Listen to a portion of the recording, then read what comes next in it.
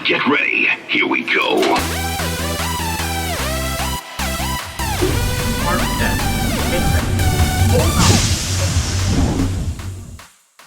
What is going on, everybody? It is Arkham here, and today I have a top 5 video for you all, and this is going to be on the top 5 roller coasters that I am eager to ride again in 2025. This is a top 5 video where I will be specifically ranking all roller coasters that is not at Six Flags Great Adventure on ones that I really am looking forward to riding once again, and seeing if maybe my opinions have changed or just because I love the ride that much and I just want to get back on and ride it again. There really is a lot of roller coasters here that I could consider to be on this list, but unfortunately, I'm only going to be picking 5 of them. And specifically, I'm going to try to avoid like my top favorite roller coasters, and I'm going to put on rides here that I think either have really exceeded expectations and hoping that they stay to those expectations, or maybe rides that I want to give another chance to that I think are going to ride better in this season. So without further ado, let's talk about the top 5 roller coasters that I am most looking forward to re-riding in 2025. And let's kick things off with Iron Menace here. And I believe that Iron Menace is a good roller coaster. It's super intense. It's one of the most intense coasters I got on that was new in 2024. Personally, I think it is currently the most intense coaster at Dorney Park. But I don't think it's the best coaster at Dorney Park. I still think that title belongs to Steel Force. But I feel like Iron Menace definitely has some stuff to prove. Like, does the off-season maintenance affect its overall smoothness? Because Iron Menace is not a very smooth ride. It definitely is not the smoothest ride in the park, but it's not the roughest either. And I think that they could definitely fix some things up with how smooth and how intense the ride could be there for. So maybe they could fix some stuff up with that ride in particular, but we'll have to see what happens. It's a ride that I definitely want to give a second chance to when Dorney Park opens up in May. So we'll see how things go about it when the park opens for the season. But I definitely am looking forward to getting back on Iron Menace. Again, it's my number 100, so it has a soft spot in my heart for me. Also, my first ever dive coaster by B&M. So I'm again looking forward to getting right back onto this ride and seeing how things have differed. For the next coaster I'm going to put on here, I'm going to go against my word in saying that I'm not going to include an RMC, but I feel like this one's more of an excuse now that I've ridden 2 RMCs, so I'm going to put Twisted Timbers on here. Now, Twisted Timbers, it was my first ever RMC iBox coaster, and then after that, about 2 weeks after going down to King's Dominion, I got a chance to go on Wildcats Revenge at Hershey Park. And man, both those rides are so good, but they're so different. So I want to go back to King's Dominion knowing that I will get on Twisted Timbers again and be able to really get a good comparison between the two attractions. Because right now I do favor Wildcat over Twisted Timbers, but who knows how that's going to change. I want to get another ride in on Twisted Timbers just to be sure that my thoughts on it are in fact valid. So with that being said, that's the only reason that I'm putting Twisted Timbers on here. Fantastic roller coaster, butter smooth, but man, that airtime is absolutely gnarly and violent. There is so much that happens in that ride, and that goes for any RMC.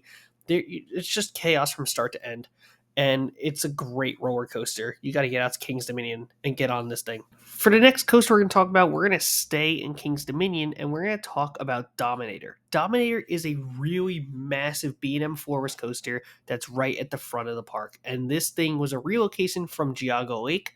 And my oh my, this ride is absolutely crazy. It is a very fast-paced forest coaster. It is the one of the largest ones out there. And the biggest reason that I want to get back on Dominator in 2025 and why I'm very eager to get back on it is to see how it compares to another forest coaster that I will be getting on for the very first time in June.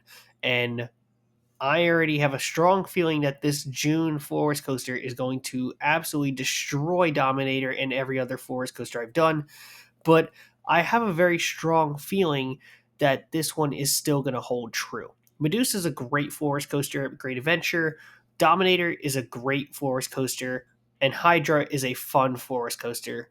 But who knows? I'm kind of starting to put together my Forest Coaster ranking list right now, And I already know that this is really one of those coasters that I want to continue to give more shots at, because I already know and that this roller coaster is probably one of my favorites at the park right now, only because, well, there was only like 3 coasters open when I went to King's Dominion, granted.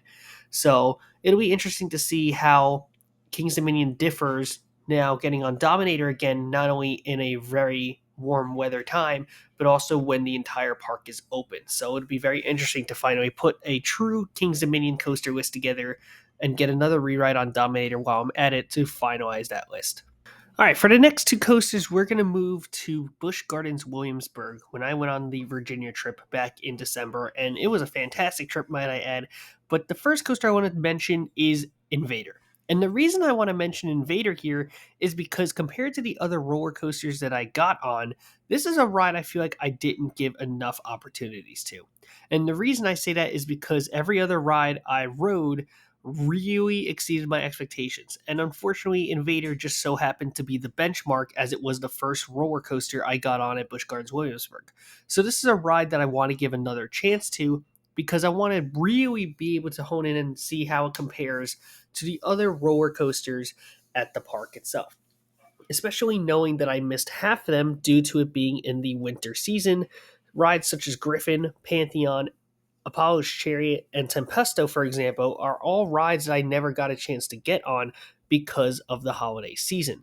And now with Big Bad Wolf, The Wolf's Revenge looming in the corner, who knows where Invader is going to stand on that ranking. But now I want to give Invader another go and another crack to maybe crack the top 5. It is a GCI wooden roller coaster, which those typically are really fun attractions in and of itself. So this is another roller coaster here that I want to give another chance to and really let it just rip. Maybe get on it during a really warm portion of the day, because I think that I'll be able to get a lot out of it. So we'll see what happens there. And the last roller coaster I want to make mention to is probably the roller coaster that exceeded my expectations the most in 2024 that I really want to get back on this year, and that is Busch Gardens Williamsburg's very own Verbolten. This is a ride that blew me away from start to finish. Punchy launches, great elements, intense. The fact that people say this is a family coaster is just utterly crazy to me. It does not feel like a family coaster whatsoever. This thing is intense. It is super fun. It's got a lot going on. It feels long. It's got really drawn out great elements.